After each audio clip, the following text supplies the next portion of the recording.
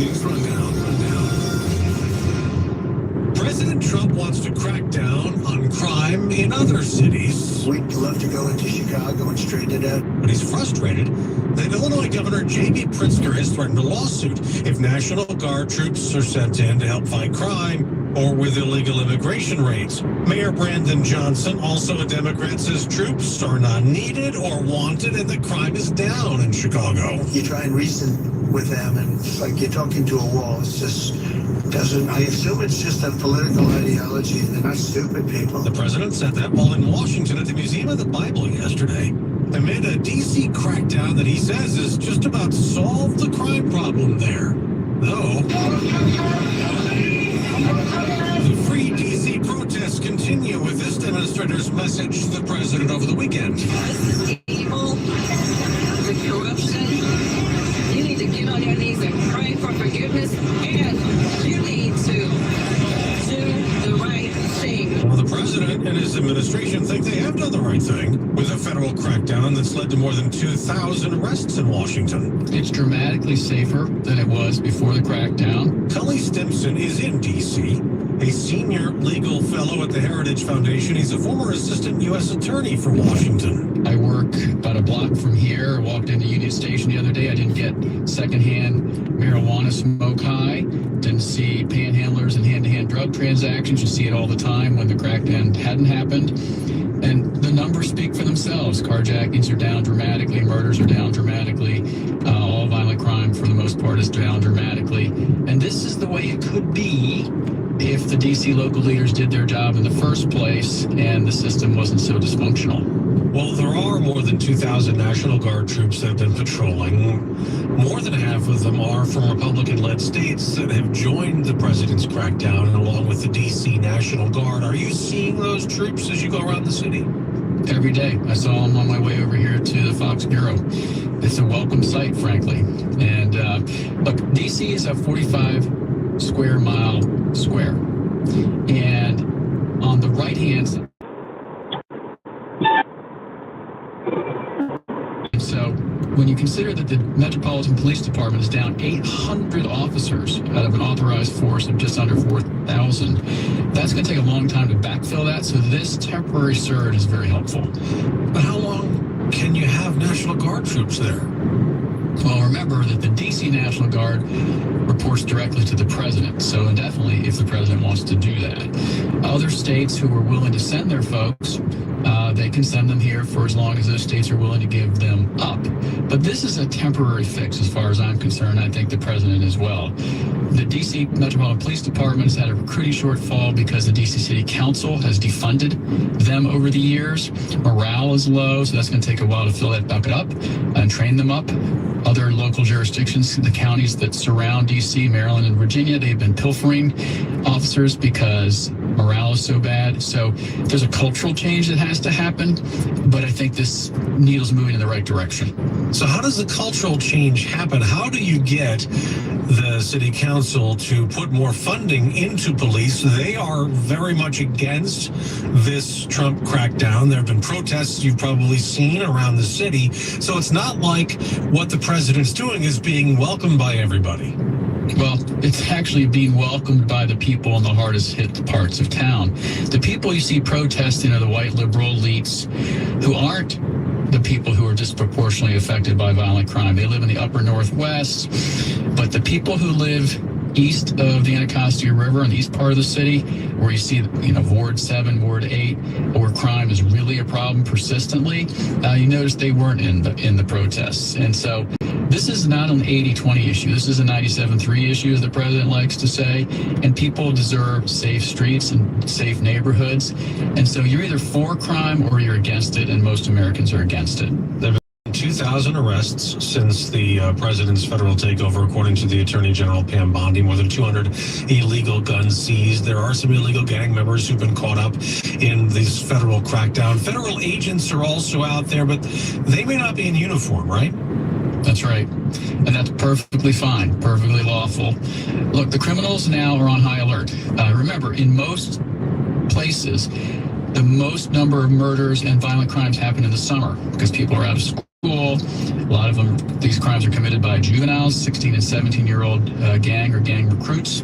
But when you've seen this crime crackdown, you've seen dramatic numbers go down in August when usually the high spikes of crime happen. So this can be a permanent solution if you fill in the gaps and you change the culture. But look, the DC City Council and DC leaders have proven themselves ineffective. In fact, deadly in their actions, their policies, their laws. So it's time for Congress to step in and strip home rule from this city because they've proven themselves a total failure. And they need to pass a criminal justice reform and penal code that is similar to other states and get it done. Do you think that's possible? You do. I mean, Republicans have the House, so they would be able to get it through there, but it's not as easy in the Senate, is it? Well, look, when you consider that the vast majority of armed carjackings in the city take place by 15, 16, and 17-year-olds, 72% of whom are armed, and then you see 25 states allow 14 and over juveniles to be tried as adults, 10 states allow 15 and over, DC's out of step. DC's out of step. Juveniles are handled by the DC city attorney. He doesn't let any cases, none, be tried as adults. Look, 16 and 17-year-olds can be charged with murder as adults in the city, but between 2013 and 2023, only 176 juveniles were tried as adults. The city's out of step, and Congress needs to be the adult in the room. When you were an assistant U.S. attorney, you dealt with violent crime in D.C. What's different now versus, I mean, that's federal. I know Jeanine Pirro is the current U.S. attorney, and she's certainly on board with the Trump crackdown.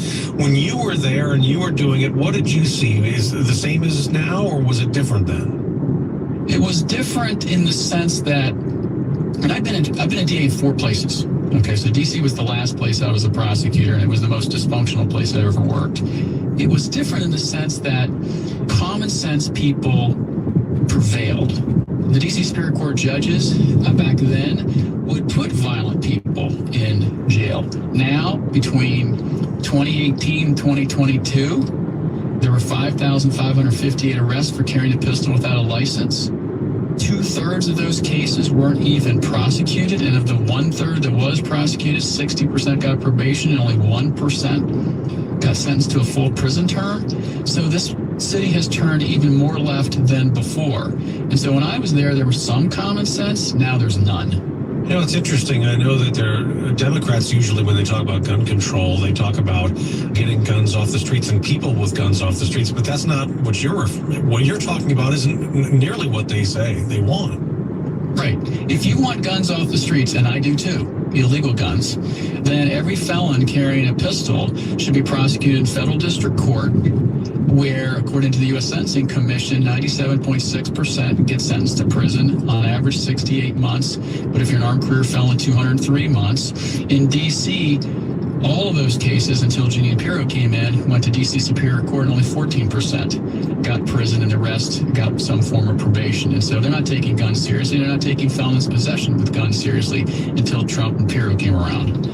So we talked about home rule in Congress. Now, Wednesday is when the president's 30-day takeover, federalization of the D.C. police force will expire. And if the Congress doesn't act, then what? Well, I think the mayor has gotten religion here, and she said she's going to cooperate and lean in to cooperate with the Trump administration. So I don't think you're going to see much of a change. Whether they're federalized or not, when Thursday comes around, won't really matter that much, because you have the DC National Guard, you have the other guards, men and women, who are serving honorably from other states here in the district. And so I don't think you're going to see much of a change at all. The real question is, there's 14 or so bills on the Hill right now on the House side, considering vast and hopefully comprehensive changes to the criminal justice system and code here in the city. All modesty aside, many of those ideas came from our work at Heritage. And so I hope that they take that up. And it should be bipartisan. It should be bipartisan if you care about criminal justice and you care about safe streets. And so something's going to happen this year, and hopefully it's permanent and institutionalizes some statutory changes, because the adults in the room are now Congress, because the DC City Council have been asleep at the switch.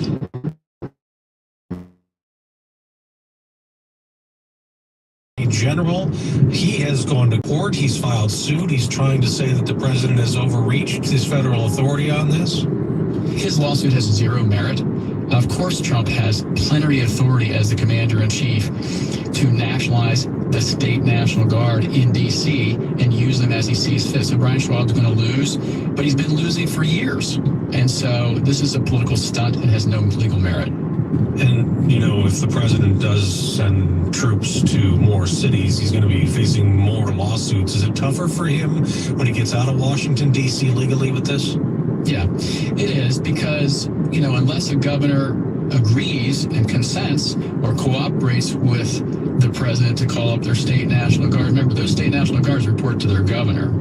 The governors are the commander-in-chief of their state National Guard. And so to the extent that Trump surges federal resources to protect federal assets, federal buildings, federal troops, and the enforcement of federal immigration or other laws, he's on very solid ground. To the extent he tries to involuntarily recall them to active duty at the state level and second them to state police forces or city police forces, he's on much shakier legal ground. And so Trump's brilliance here as a political move is to force them to complain about Trump, because a lot of them have Trump derangement syndrome, when in fact it's their own failures that have caused crime rates to spike. The mayor has taken some heat in Washington, D.C., Muriel Bowser, for the cooperation you talked about. You said she found religion. Do you think that could happen in other cities, or is D.C. unique? It's happening in other cities. Look, the people who are disproportionately affected by violent crime are minorities. And so black on black crime is sadly a reality in many of these cities. And so the people who benefit the most from police in their neighborhoods and benefit the most from asking for cash bail of a reasonable amount and benefit the most from holding violent criminals accountable are minorities in tough neighborhoods. And so those are the folks who want criminal justice sanity. And so the white liberal elites who are apologists for criminals, I don't really care about them. And I think Trump is right to just focus on the cities where there are high crime rates and then force them to defend their policies, which they can't. Khalees Simpson, Senior Legal Fellow of the Heritage Foundation, former U.S. Assistant U.S. Attorney in Washington, D.C. Great to have you on. Thanks very much for being here. Thanks for having me. Hey, shalom, shalom. All right, y'all just heard it. You know, they targeting Jake. But like the prophets, through the spirit of power, how about Shema Shai, warning you and telling you it's a time of trouble. All right, and it's known as Jacob trouble. All right, so first and foremost, before I get started, I want to give all honor and glory and power to Yahweh, by Hashem, Yahweh Shai, by Hashem, Wadash. I want to say double honor to our elders, our great apostles, great millstone, GMS, who rule well and teach well, being great example to Israel. All right, man, the elect. I want to say peace and blessings to the hope that elect on the four corners in the truth and sincerity. All right, that great song, this is Brother Naba. I just come with another installment, a radio station edification. All right, to give those that have ears to hear and eyes to see the protection, the heads to cover. All right, which is a shield.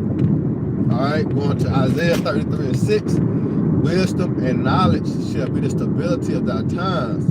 All right, and the fear of Yahweh. All right, it's a treasure. As y'all just heard, all right, the focal point, all right, and the aim is on you so-called Negroes, man. All right, we seen what happened to the northern tribe. All right, but guess what? Now they started to come down on the southern tribe, which bring up prophecy, as in Jeremiah. All right, Judah and Israel were oppressed together. All right, the hammer is coming down, man. All right, from the fucking so-called white man. All right.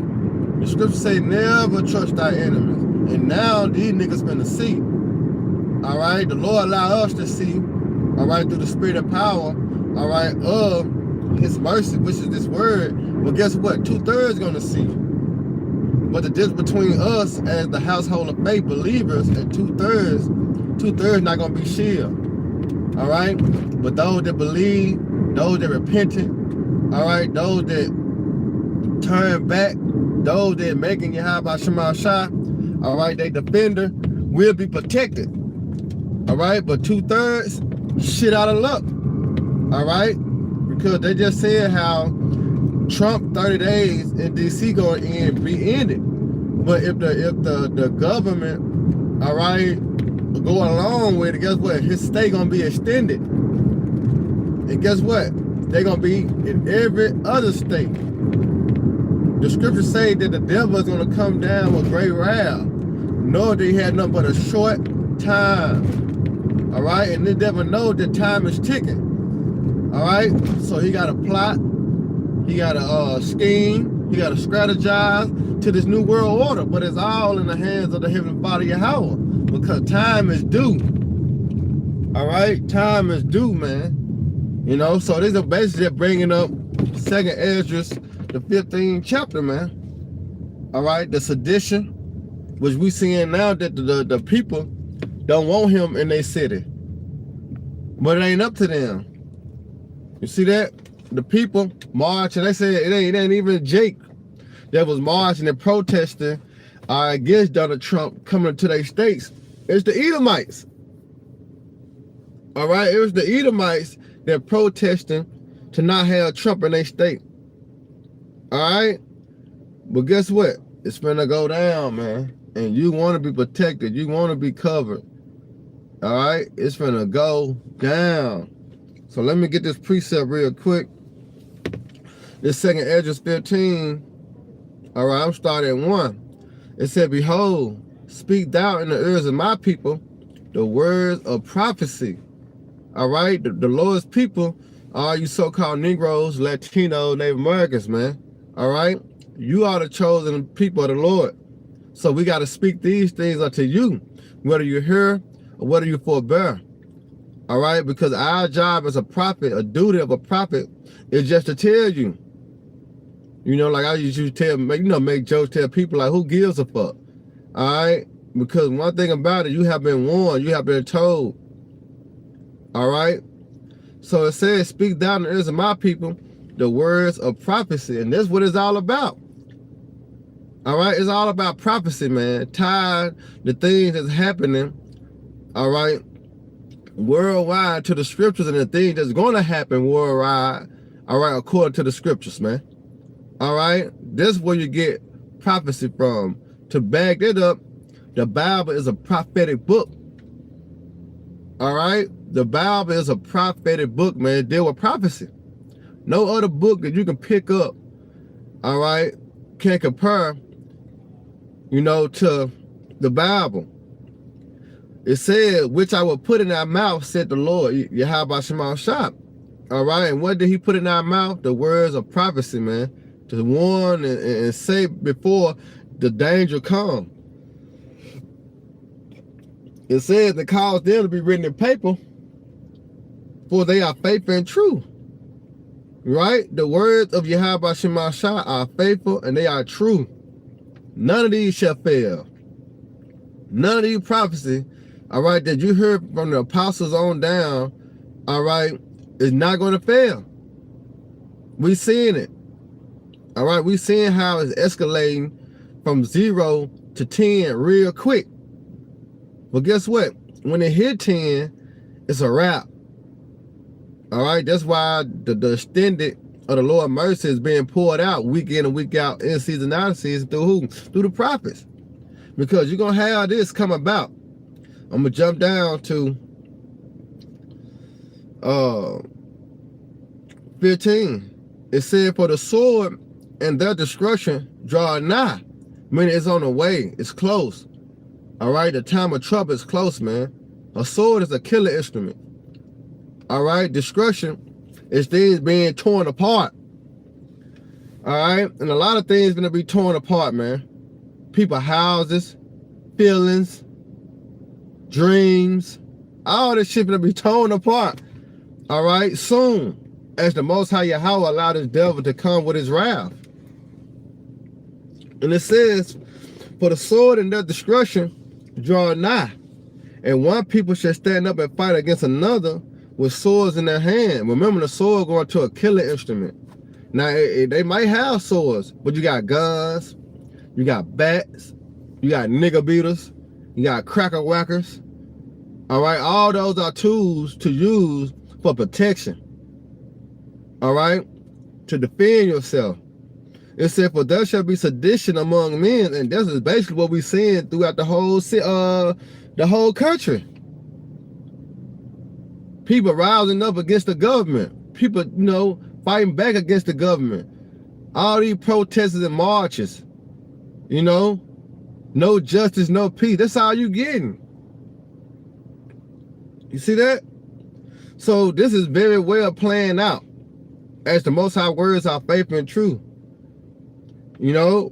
And it says, and invading one another, they should not regard their king nor princes, but the course of their actions shall stand in their power. And when their time comes, as the course of their actions standing in their power, who would you have in your corner?